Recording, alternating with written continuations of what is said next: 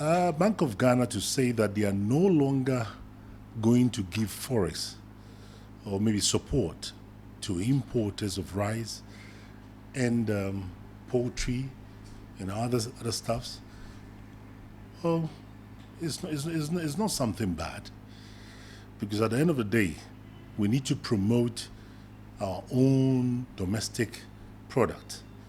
I think this is something I've been saying for quite long. And some of us, whether through vision or through prophecy or however it may come across, I mean, this is what we see and this is what we forecast. Our projections were all, gearing towards such statements or policies to come today. So it is not something new for us. But one thing that worries me much is if we have to wait that long for certain decisions to fall, which, takes the country into certain places, of course, which makes a lot of people uncomfortable. We'll congratulate them for at least not wasting too much time for the 8-year mandate and to make such a decision at this crucial time that we need to also, take care of ourselves. Like the GIPC say, let's grow what we eat and eat what we grow.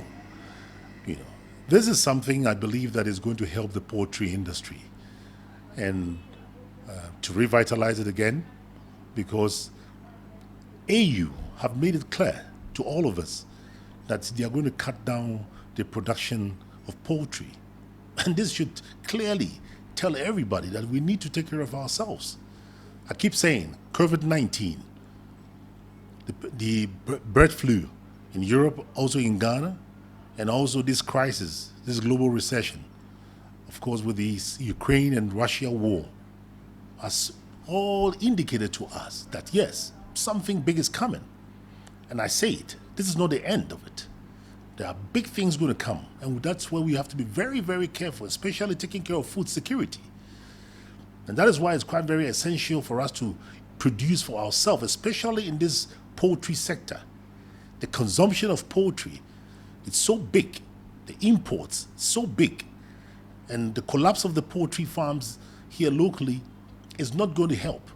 So we need to take a strong intervention whereby we need to, put some more money. Government should give the poultry farmers a strong bailout. I have said this many times, a very big one, even more than what the banks demanded or what went into the banking industry. Why? Because the devastating point of these poultry farms, number one, the COVID, the bird flu, and of course the global recession and the depreciation of the cedi has caused the collapse of all working capitals of all these poultry farmers. Many are closed. Now the foreigners are going out of the country because, of course, they can easily relocate, and they don't want even to, be part of this, problems that we are encountering in the country at the moment. But where can I, somebody like me, Boris B Farms, Daku Farms, Fosuka Farms, Akati Farms, Asamoah Yanmore Farms, all the big players, Unity Farms, the Joris and the Amas and all those people, VOA Farms, all the big farms, where can we relocate to? We are Ghanaians. I'm not trying to discriminate here. No, I won't do that. That's the last thing I'll ever do. But the fact of the matter still remains. If anybody invests in this country, and we don't support our local people that much, but turn to support most of the foreign ones, where would we relocate to when such problems crops up like now? And that is a point that we need to look at. So many a times when I speak like this, people think I'm speaking just for myself because I'm in this industry. No, it is because I see many things probably you might not be seeing. And that is a real fact.